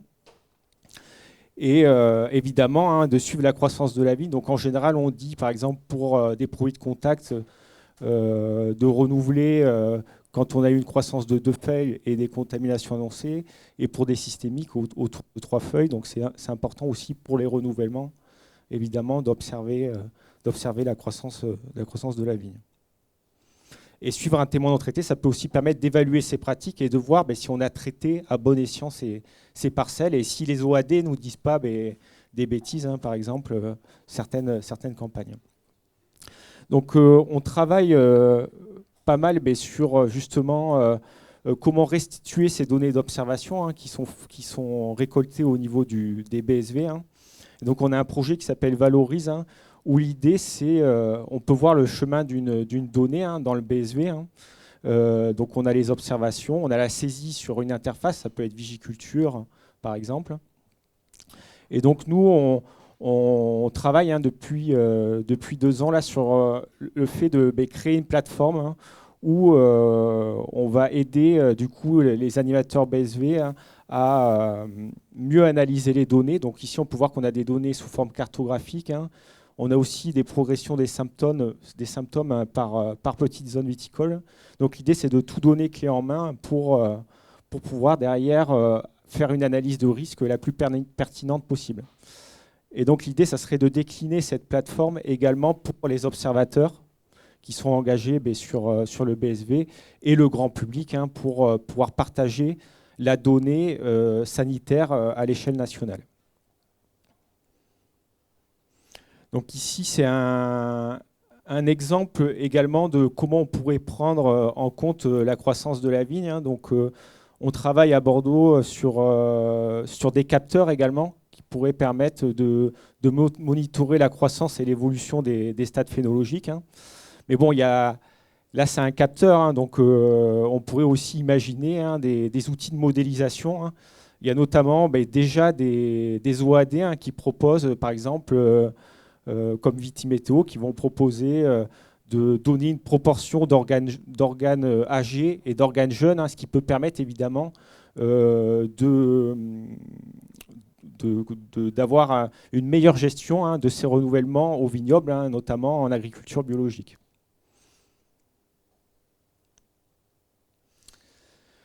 Donc maintenant, on va s'intéresser plutôt, on a passé la partie, je dirais, observation observation de la plante et des maladies. Et on va plus aller sur le côté comment prédire les épidémies, notamment en fonction du climat. Donc tout d'abord, je voulais rappeler que la qualité des informations météorologiques, elle va être cruciale, notamment si on utilise des OAD et même en dehors de l'utilisation des OAD pour gérer ces renouvellements sur son exploitation. Et donc, on peut avoir différents types de données. Alors, les gens sont en général très attachés à avoir une station météo, mais une station météo, ça nécessite de l'entretien, qu'elle soit bien positionnée. Donc, évidemment, ça impose de passer régulièrement, de l'entretenir, notamment si c'est dans le cadre d'un collectif.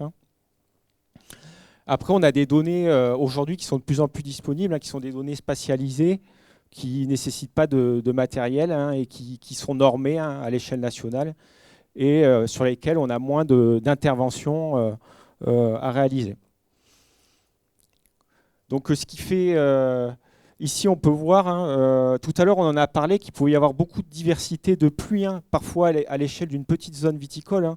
On voit sur les couloirs d'orage, parfois, l'important d'avoir un maillage important et de ne pas se baser seulement sur sa station météo.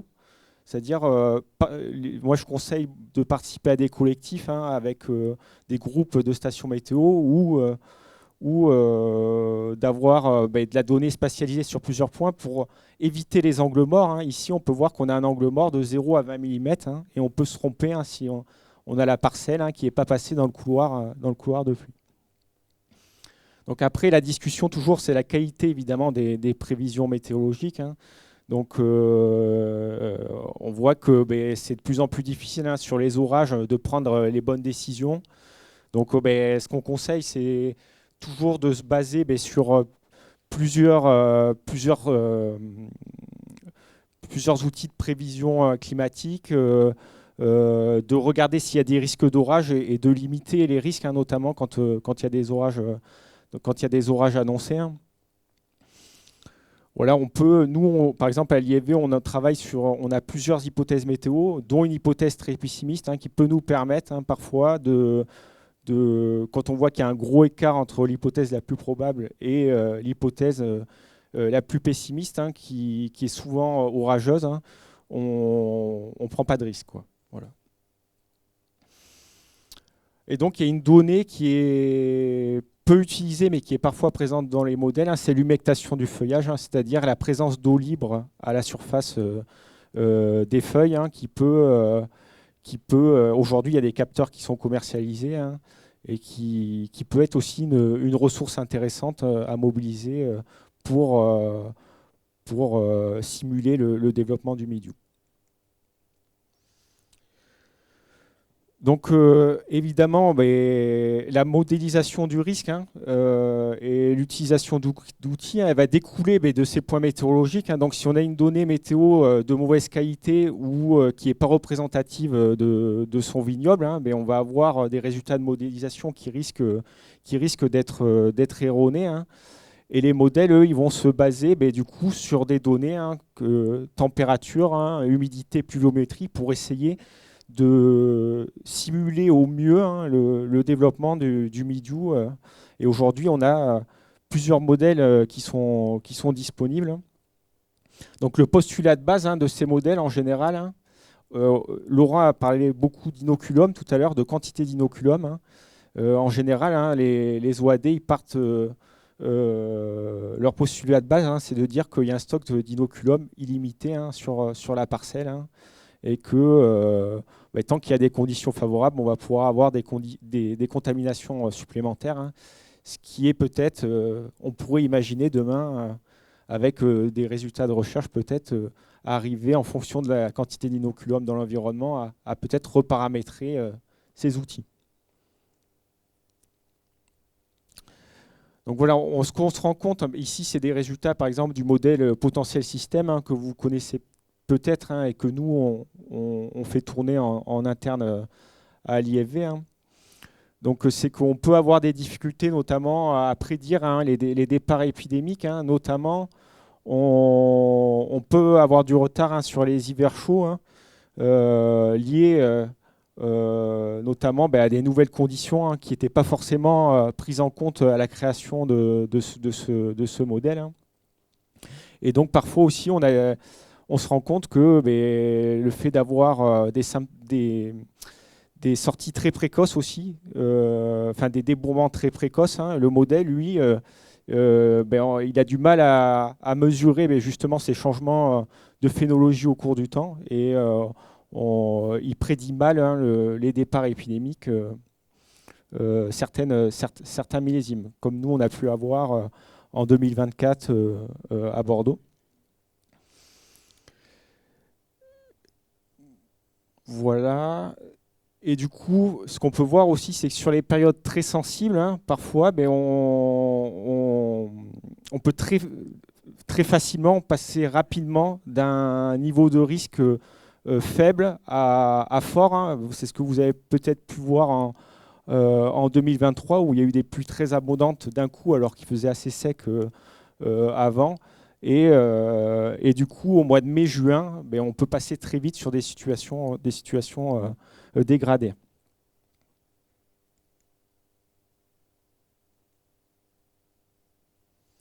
Donc nous, côté IFV, les modèles ils peuvent être intégrés dans des OAD. L'idée d'un OAD, c'est pas 100% de la modélisation. L'idée d'un OAD, c'est d'intégrer à la fois les observations, la météo, l'évolution phénologique, et de vous aider à prendre la meilleure décision possible dans la mise en place de votre calendrier de traitement. Donc ici, on peut voir un exemple de l'outil Décitraite, où on a les pluies, qu'on peut également corriger à l'avenir pour, par exemple, si on veut, dans les 7 jours à venir, mettre un épisode de 20 mm parce qu'il y a des orages annoncés et que ça ne vous correspond pas à ce qui est marqué sur l'OAD, c'est également possible de modifier et le risque se met à jour, par exemple. C'est possible de... Voilà, l'idée, c'est aussi de pouvoir avoir des données sur cet outil de phénologie et d'état sanitaire. Évidemment, l'outil, si vous avez un état sanitaire dégradé, il ne va pas vous proposer les mêmes cadences de renouvellement et les mêmes décisions. Et donc, on a la partie modèle où on voit un indicateur de risque qui dit si les conditions sont favorables ou non à la production d'inoculum, à la mise à disposition d'inoculum primaire. Et ici, un indicateur qui va vous donner la fréquence de feuilles touchées théorique donnée par le modèle potentiel système. Et donc là, c'est l'aide à la décision donc, sur l'outil. Avec nous, dans Décitraite, on a décidé d'afficher en fait, les pluies qui nécessitaient des protections et d'afficher également la rémanence des produits utilisés pour aider le viticulteur à gérer ses renouvellements. Donc, il y a potentiel système, mais il n'y a pas que potentiel système dans la nature. Il y a aussi d'autres modèles qui sont disponibles et on en est bien conscient. Et donc, pour aller plus loin, ce qu'on souhaiterait à l'avenir, c'est améliorer la prévision, notamment par des approches multimodèles. Donc, l'idée, on sait qu'il y a des modèles, par exemple, qui vont être pertinents pour mesurer la maturation des hauts sports, enfin qui vont disposer d'équations pour le faire. Il y a d'autres modèles qui vont être plus performants pour définir l'infection. L'idée, c'est de jouer sur la complémentarité de ces modèles pour avoir l'analyse du risque la plus fine à l'échelle du BSV. Donc ici, on peut voir qu'on a, par exemple, CAFI et Rossi, c'est les modèles italiens. On a Milstop que vous connaissez, qui est mis dans le BSV. Milvit et Potentiel Système qu'on souhaite intégrer sur cette plateforme. On a aussi des modèles Odium, comme les modèles italiens SOV, Potentiel Système, et des modèles BlackRock qu'on souhaite intégrer sur cette plateforme. L'idée, c'est d'avoir de faire en sorte qu'il y ait le plus de modèles possibles qui aident à... Je dois être dans le mauvais sens. Non, c'est bon. L'idée, c'est qu'il y ait le plus de modèles possible et qu'on puisse en intégrer des nouveaux au fil de l'eau. Enfin, tous les modèles qui sont publiés et dont les équations sont disponibles, l'idée, c'est de les mettre sur cette plateforme pour que qu'ils soient disponibles aux animateurs BSV et qu'ils puissent les utiliser pour avoir l'analyse avec la qualité la plus fidèle. Sachant que ce travail fait l'objet d'une construction nationale. On a invité tous les animateurs pour qu'ils puissent contribuer à la création de cette plateforme.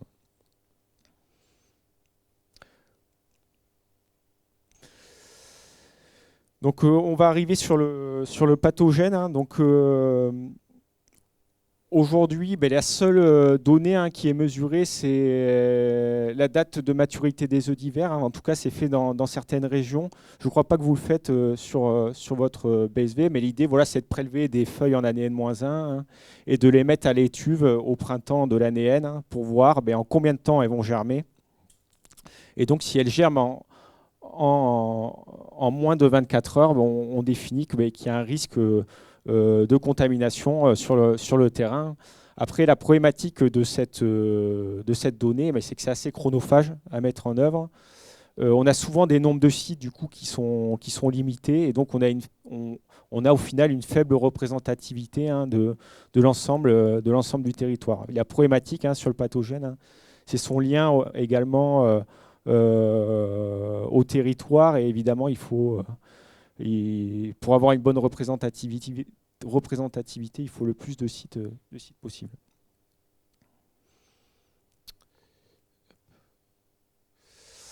Un autre indicateur du coup qu'on a eu l'idée de développer depuis 2020 avec un travail de thèse, c'est de travailler sur des capteurs de sport. Donc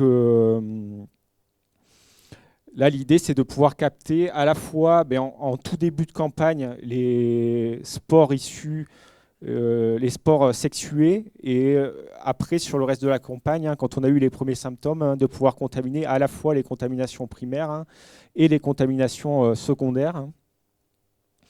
Et donc de disposer de données mesurées dans l'air, et donc de ne plus être aveugle par rapport aux épidémies, puisque aujourd'hui on a des modèles, on a des modèles, on observait des symptômes, et en fait on ne savait pas vraiment ce qui s'était passé dans l'air,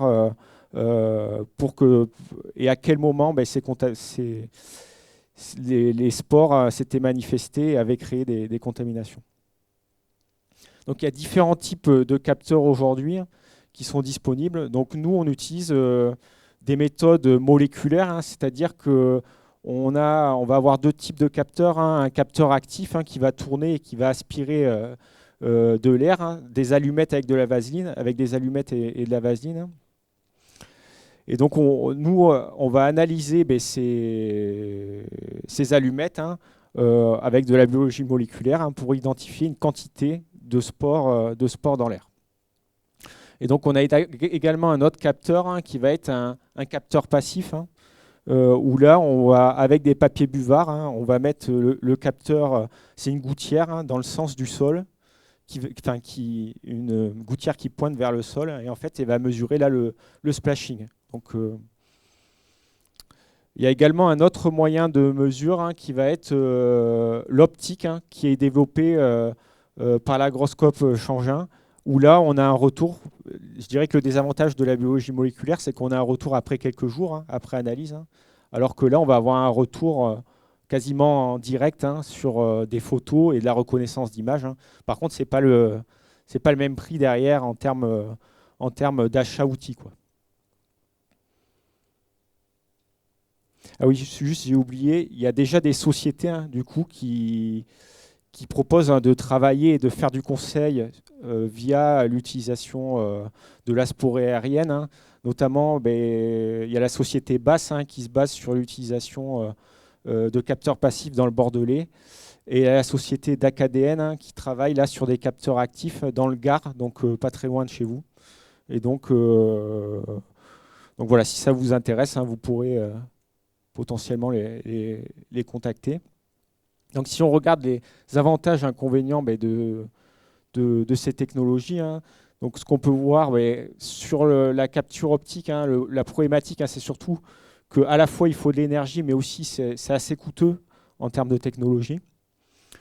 Sur la biologie moléculaire, donc je dirais que le plus simple à mettre en œuvre au final, c'est les gouttières, parce qu'au final, il n'y a pas besoin d'énergie, il n'y a pas besoin de batterie.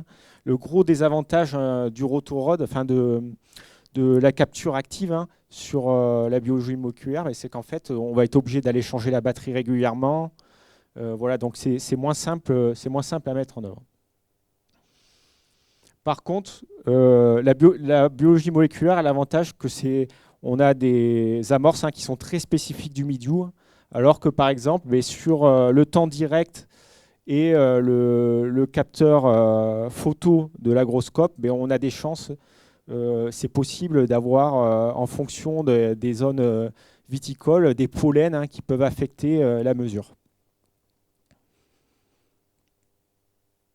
Donc ici, on a à l'image un capteur actif et un capteur passif, donc là qui est tourné évidemment vers le sol pour mesurer le splashing.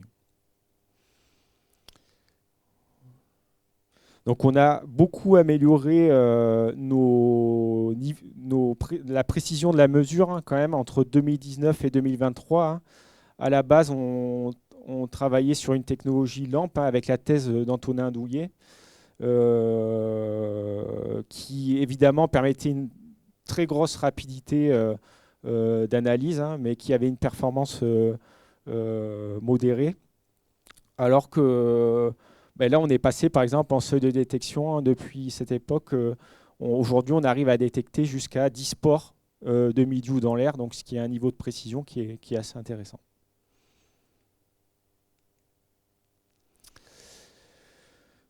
Donc, à la base, hein, donc, du coup, dans le cadre du travail de thèse d'Antonin, hein, il y avait un premier réseau qui avait été lancé, hein, qui était le réseau Visa à Bordeaux, où là, c'était des partenaires volontaires hein, où on avait des suivis quand même assez réguliers, hein, avec une batterie et un capteur actif. Hein. Donc, c'était 3 relevés par semaine. Hein. C'était plutôt un réseau, je dirais, d'expérimentation, hein, notamment pour expérimenter des nouvelles règles de décision liées à l'utilisation de la sporée mildiou. Donc, ça a plutôt été un succès, hein, au final, l'utilisation de ces données. Hein. Ce qu'on remarque, c'est que ça permet vraiment d'avoir une meilleure lecture des épidémies. On voit que très tôt, parfois en saison, on capte des spores et que ça peut permettre du coup d'être une variable d'alerte, hein, notamment sur les premières contaminations de la saison. Hein. On est dans 94%. Entre 2024 et 2025, on était dans 95% des cas en présymptomatique hein, par rapport au mildiou, avec l'utilisation de cette variable. Mais voilà, il faut juste préciser qu'elle peut quand même être utilisée seule. Hein. Voilà, elle est à mettre hein, évidemment au regard du stade phéno de la vigne, hein, des niveaux de risque. Hein. On ne peut pas programmer ces traitements uniquement avec cette valeur, et c'est vraiment, je dirais, le cumul de plusieurs indicateurs hein, qui va permettre de pouvoir mettre en place nos stratégies. Donc ici, on peut voir un exemple hein, justement de tableau de bord multi-indicateurs hein, où on retrouve la sporée aérienne hein, sur une parcelle. Donc c'était le type de tableau hein, qui était partagé aux partenaires, hein, la sporée, les températures, la pluie, l'état sanitaire, le stade phéno et le risque, par exemple, donné par un modèle, hein, ce qui permettait d'avoir vraiment une vision globale hein, pour prendre ses décisions sur son exploitation. Et donc, on a testé une règle de décision hein, à partir de ces différentes données. Hein. Donc ici, on peut voir en clé d'entrée, hein, ce n'est pas forcément la sporée, la première variable qu'on va utiliser dans les décisions. Hein, là, ça va être la phénologie, hein, le risque parasitaire. Et après, la sporée arrive, par exemple, en troisième. Hein. Et donc, ce qu'on peut remarquer, c'est que également, hein, ce qu'on a remarqué, c'est qu'entre deux parcelles, des fois, il pouvait y avoir des sporées assez différentes et de l'hétérogénéité au niveau du territoire. Et du coup, on ne se base pas uniquement sur la parcelle je dirais, où on va faire la règle de décision, mais on se base aussi, l'idée c'est aussi de se baser sur le réseau qui est présent autour de la parcelle, et donc je dirais d'avoir, pour représenter hein, l'hétérogénéité qu'il peut y avoir hein, sur le risque mildiou, on essaie de se baser toujours évidemment sur plusieurs points, sur une petite zone viticole, hein, pour essayer de capter, je dirais, une moyenne hein, des situations présentes. Donc en général, hein, quand on a joué cette règle, hein, par exemple en 2023, sur une année où on avait plutôt une épidémie tardive, hein, comme chez vous, hein, on a réussi à se positionner à peu près 2 semaines et demie avant le départ de l'épidémie, ce qui était plutôt un très bon résultat, puisqu'il y a des gens qui avaient commencé beaucoup plus tôt également à traiter. Donc là, c'est des résultats d'essai hein, chez un vigneron bio dans le Médoc, hein, où on peut voir que sur notre projet, hein, on a réussi à retarder hein, sécuritairement le premier traitement grâce à la valeur, grâce à notre règle de décision qui intègre la sporée. Hein, et et limiter l'utilisation de cuivre métal de 600 grammes en moyenne, donc sur cet essai de 4 ans, sans impact sur la récolte chez ce partenaire.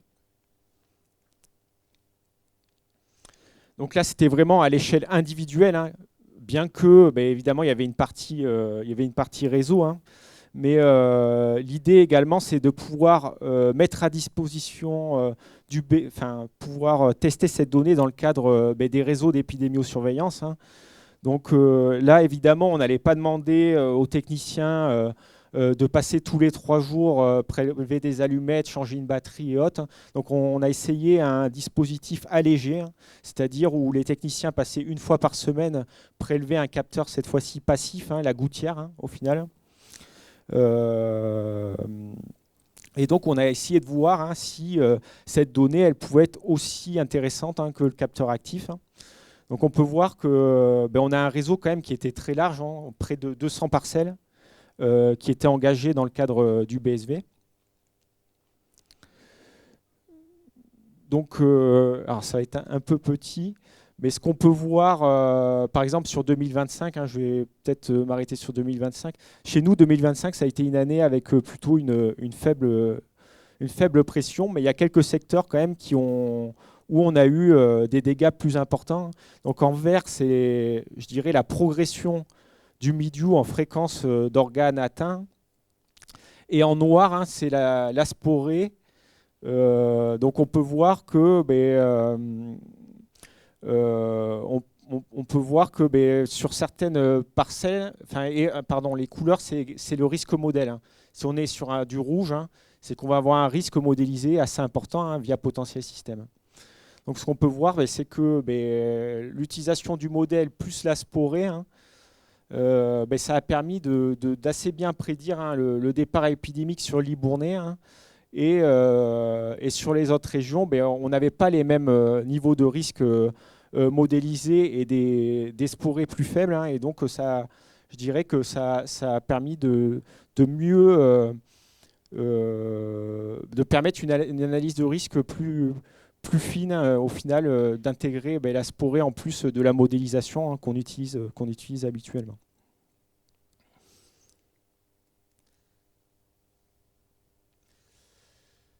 Donc, on a également comparé du coup, notre réseau Visa avec 3 captures par semaine à notre réseau avec juste une capture par semaine. Ce qu'on peut voir, c'est qu'on a une dynamique qui est assez similaire avec des quantités de spores captées qui vont être plus faibles, évidemment, sur les capteurs passifs, puisque les capteurs actifs, ils brassent de l'air et puis ils prennent beaucoup plus les contaminations, en compte les contaminations secondaires. On a quand même eu en 2024 une perte d'efficacité au niveau du diagnostic précoce, c'est-à-dire qu'avec cette observation une fois par semaine, mais au final, évidemment, on perd en précision sur le diagnostic précoce, c'est-à-dire le repérage de la sporée avant l'observation des premiers symptômes. On était quand même à 15% sans détection précoce, donc on était quand même à 85% de bons résultats.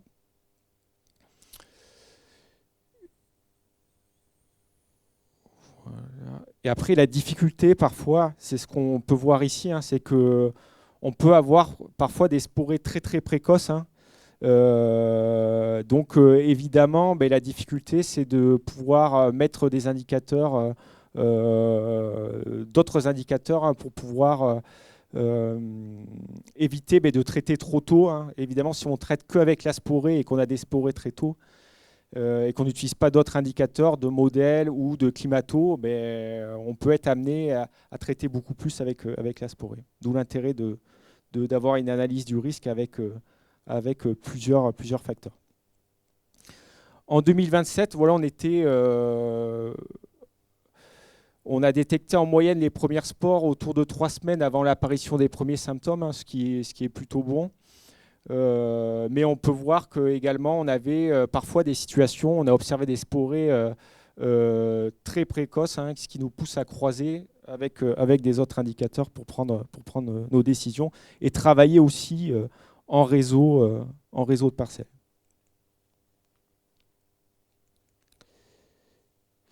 Alors, je fais juste une petite digression sur l'odium.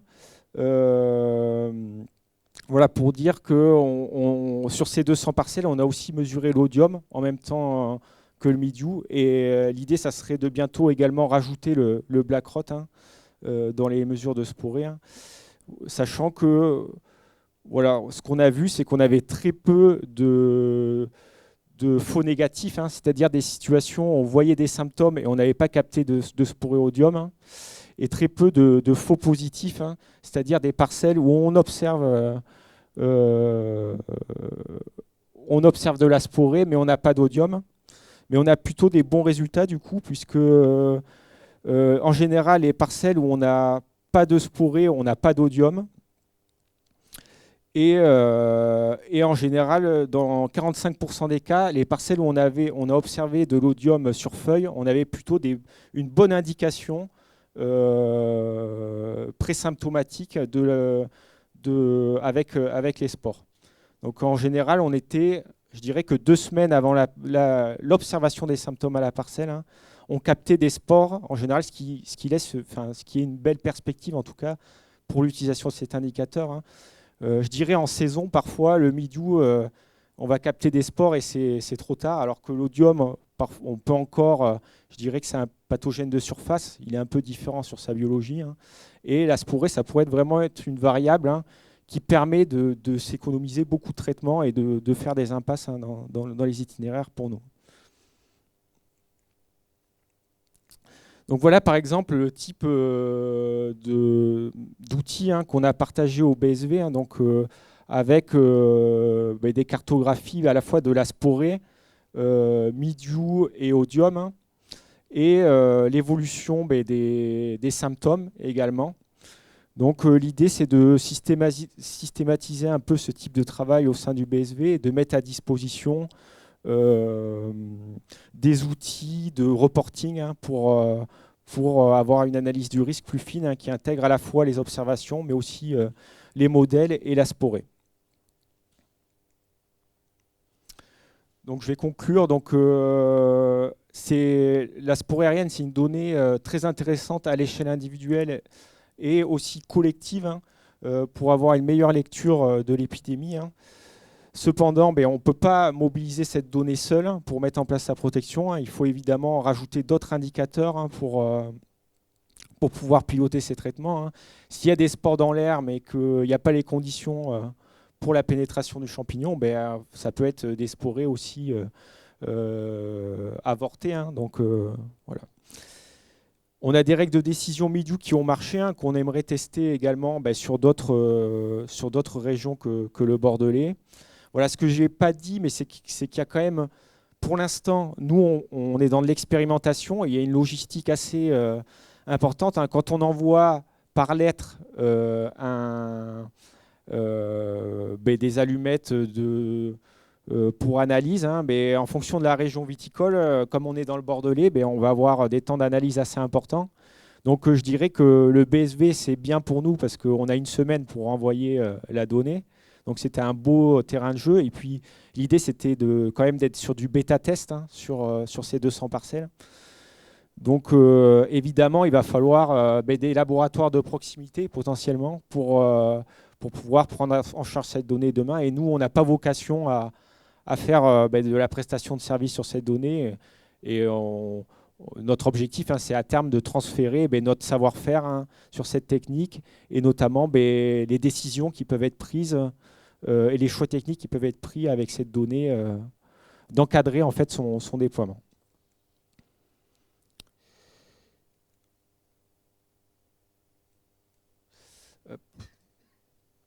Donc dans les perspectives, on parlait de logistique, mais ce qu'on va travailler, c'est notamment l'utilisation d'autotests, c'est-à-dire un peu comme vos tests Covid, hein, c'est-à-dire vous pourriez aussi également avoir un capteur et faire le test vous-même chez vous pour savoir si votre capteur est positif ou non au mildiou. Donc j'en ai parlé rapidement, mais l'idée c'est très rapidement d'avoir le mildiou, l'odium et le black rot dans la même analyse, hein, pour pouvoir, travailler sur des stratégies multipathogènes. Le mildiou, l'odium et le black rot dans la même analyse, hein, pour pouvoir, travailler sur des stratégies multipathogènes. Donc voilà, notre objectif, c'est de pouvoir intégrer le plus rapidement possible la donnée sporée dans l'analyse du risque BSV à l'échelle de la petite zone viticole, sachant qu'on est persuadé que ça va, pour nous, c'est intéressant à la fois pour faire de l'analyse du risque en temps réel, mais aussi pour revenir a posteriori et identifier justement réellement les sporés et les périodes de risque qu'il y a eu au cours de la saison. On va tester, on a prévu en tout cas de tester des règles de décision sur Audium. Donc, si vous êtes intéressé également, nous on cherche des participants et on serait intéressé de tester dans différents contextes des règles de décision qui utilisent Asporé sur Audium. Et donc, on a également une thèse qui est en cours sur la compréhension de la dispersion spatiale du mildiou. Et là, l'idée, c'est de voir quelle est la distance de dispersion du mildiou sur une zone hors viticole à partir d'une litière de feuilles, par exemple. Et ça va également nous aider pour la mise en place des méthodes prophylactiques et leur échelle de validité, par exemple. Et du coup, l'idée aussi de son travail de thèse à Olivier Nefti, c'est de travailler sur combien de points il faut mettre dans une petite zone viticole pour avoir une bonne représentativité également avec la donnée sporée des épidémies. Voilà, et je vais m'arrêter là. Je vous remercie de votre attention.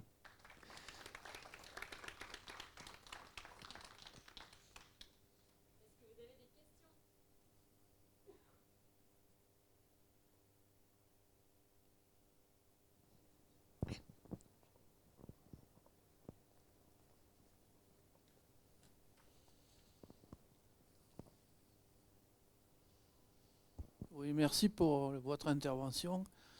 Les capteurs passifs, que ce soit les buvards ou les allumettes, comment vous faites pour vous passer ça sous un microscope, vous trempez ça dans l'alcool, comment vous faites pour voir les spores en diagnostic de terrain? En diagnostic de terrain. En diagnostic de terrain,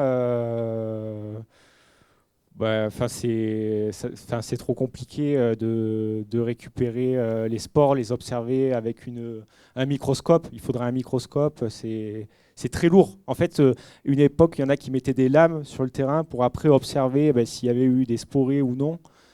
Mais voilà, c'est très chronophage. Alors que là, l'avantage de la biologie moléculaire et le pas que ça nous fait passer, c'est qu'en fait, on peut aujourd'hui très rapidement quantifier et à l'aide d'un laboratoire la quantité de mildiou que vous avez dans l'air à partir d'une extraction, soit des allumettes, soit des buvards, quoi. Voilà.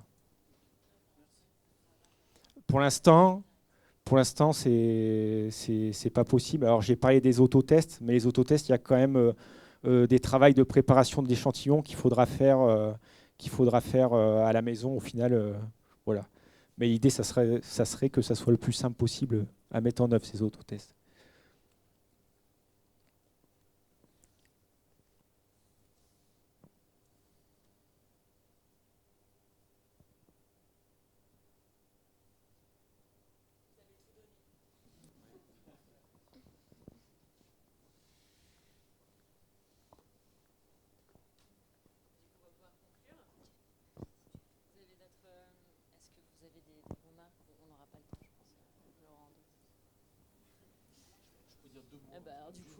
Si le public demande. Alors, je vais faire juste 2 mots sans diapo, comme ça je ne serai pas long. C'était juste par rapport, je vais rebondir sur les défis que vous avez mis dans le Book Lab, là. Donc moi j'ai vu qu'il y avait beaucoup de choses sur le goût, ce qui est effectivement extrêmement logique. Et donc juste pour dire qu'effectivement cet aspect-là, il est quand même pris en compte dans le cadre de la création variétale.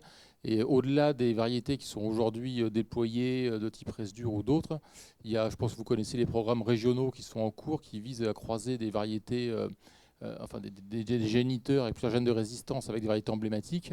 Donc il y a eu, je ne sais plus, une dizaine de programmes dans différentes régions. Et l'objectif, c'est d'avoir des descendants qui vont ressembler aux parents, enfin avoir un des parents, on va dire, et donc pouvoir avoir des variétés résistantes qui sont intéressantes en termes organoleptiques par rapport au type de vin ou aux appellations qu'on peut faire. Donc évidemment, ce n'est pas pour demain, c'est plutôt pour après-demain. Mais quand même, les premières obtentions sont attendues d'ici 2030-2035.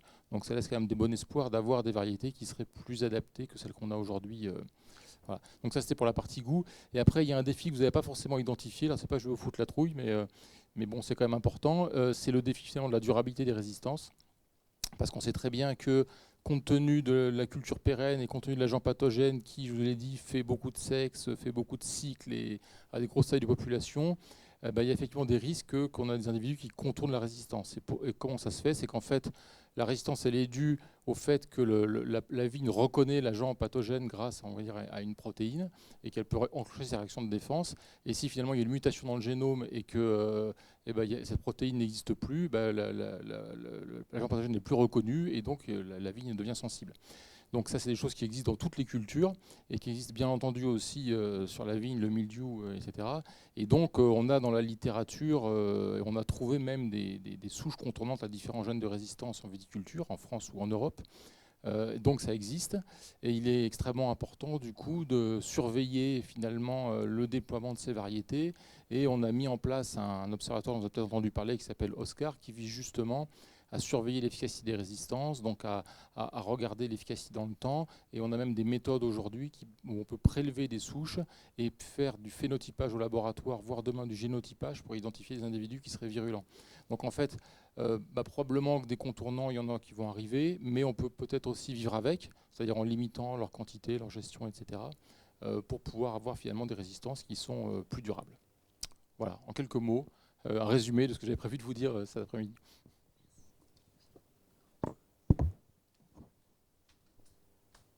Si vous avez une question, je peux la prendre aussi.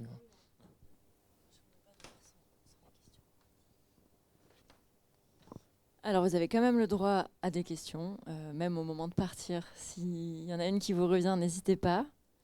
Et en attendant, moi, du coup, je vais conclure officiellement cette journée. Merci d'être resté jusqu'au bout pour vous qui êtes encore là.